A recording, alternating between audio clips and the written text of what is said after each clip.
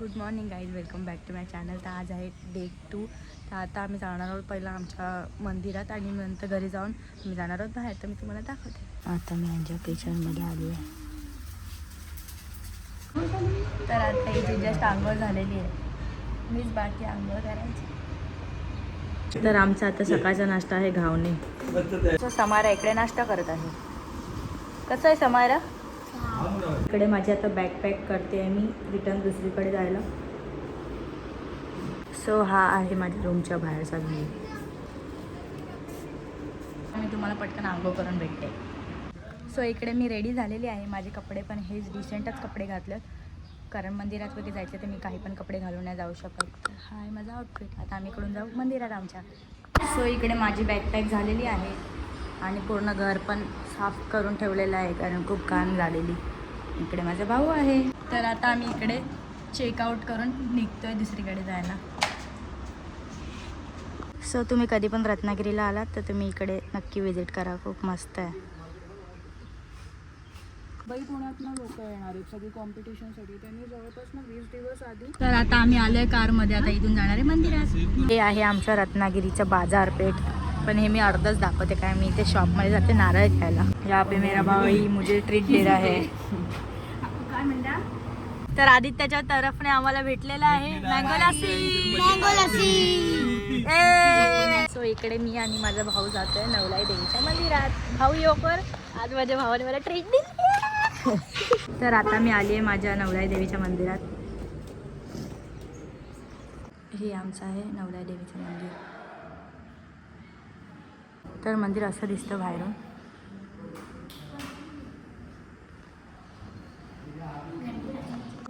तर आता मी आलेली आहे माझ्या गावच्या घरी.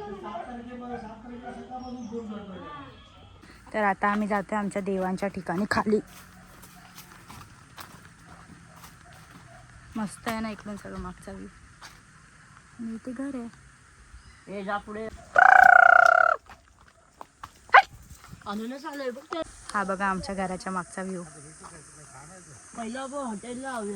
ओ बघा आमच्या इथे झाडाला फणस आलेला आहे, खाली अननस आहे आणि हे नारळाचे झाड आहे. डोकं दुखलं आता माझं, एवढं दम लागलं ना खालून चालून आलो आणि ते एवढी गरमी व्हायला लागली ना, भयंकर पूर्ण भिजलोय आम्ही.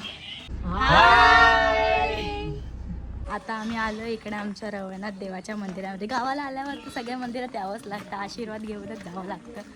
तर बाहेरचा व्ह्यू असा आहे. इकडे पालखी बसते सानेवर आणि बाहेरचं मंदिर असं दिसतं. तर असं दिसतं आमचं रवनाथ देवाचं मंदिर आतमध्ये.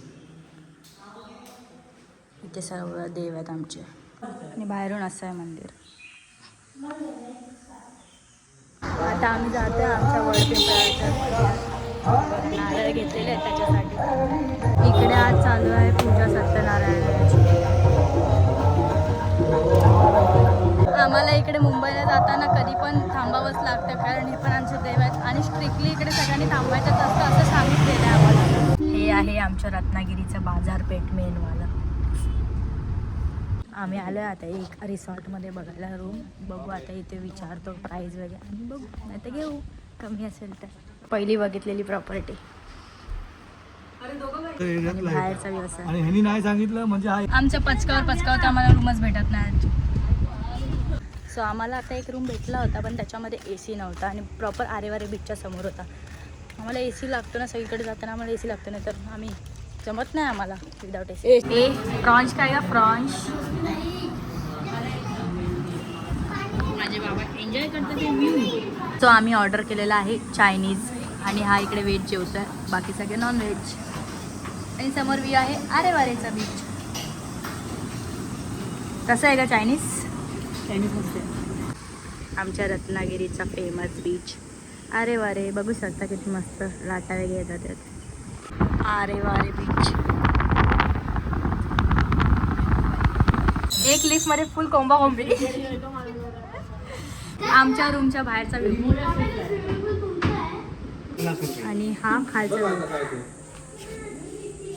ही माझी आईस्क्रीम आहे. सो आता आम्ही इकडे जातोय रूममध्ये. सगळ्यात वरती आमचा रूम आहे आणि ते डायरेक्ट समुद्र आहे. चालत पुढे गेलं की तर आम्ही असा काही रूम घेतलेला आहे आमच्या रूमच्या मागचा व्ह्यू. कसं वाटलं आदित्य तुला? मस्त. वादळ आलं, वादळ, ढग एकदम अचानक भरले ढग. पाणी बघ कसं झालं जो. पाणी बघा कसं झालंय. समोर बघा, समोर एकदम खवळलं आता, एकदम असं वादळसारखं झालं. एकदम 5 मिनिटात अंधार झालेला अख्खा. सो माझा आउटफिट असा आहे. तर आता मी आणि बाबा चाललो आहे. पण आम्ही अशी डोंगराळ भागात जागा घेतलेली आहे. तिथे काहीतरी असा रिसॉर्ट असे 3 किंवा 4 रूम्स आणि आतमध्ये सुविधा मुलांना खेळायला वगैरे, आणि एक वेगळा ॲटमॉस्फिअर लोकांना द्यायचं आहे, ज्यासाठी लोक बाहेर सहली करता येतात आणि त्यांना अगदी निवांत राहून 2 दिवसाचा सुखद आनंद घेऊन जायचा असतो. जायच्या टाईमला नेमका पाऊस पण आलेला आहे आणि ते बंद पण झालेलं आहे.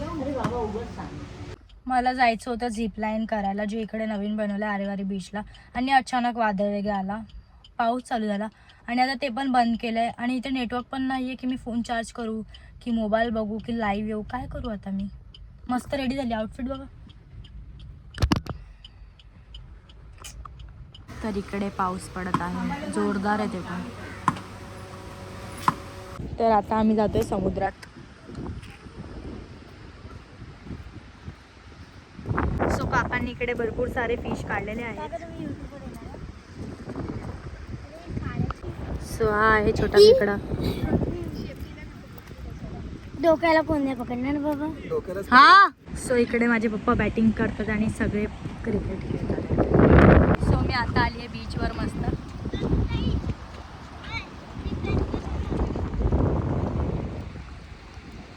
गाईज आम्ही एक जे हॉटेल घेतलेलं ना त्याच्यामध्ये ना प्रॉब्लेम झालेला आहे. म्हणजे इथे ना भरपूर सारा पाऊस पडला नाही. आमचं हॉटेल आहे मागे आणि रत्नागिरीमध्येच आहे. तर ना पाऊस पडल्यामुळे वायर तुटलेली, म्हणजे मेन केबल तुटलेली. आता बघू आम्ही तो राहतोय की जातोय. एक व्ह्यू तर मस्त होता, डायरेक्ट समुद्र खाली उतरल्यावर चालत चालत समुद्रात जायचं. आता बघू राहतोय की रिफंड घेऊन निघतोय इथून. व्ह्यू बघा, व्ह्यू. काहीच प्रॉब्लेम असा झाला आहे की इकडे पोलच पडला. आता ते काका बोलतात ते तुम्ही मस्त फिरून बिरून या आणि डायरेक्ट रात्री येऊन झोपा. हवा तर काय भरपूर सारी. काय बोलतात इथं कुठे जायचं आता. कालपासून नशीब खराब झालं आहे की नुसता पाऊस पडतो, पोल पडतोय, हे सगळं.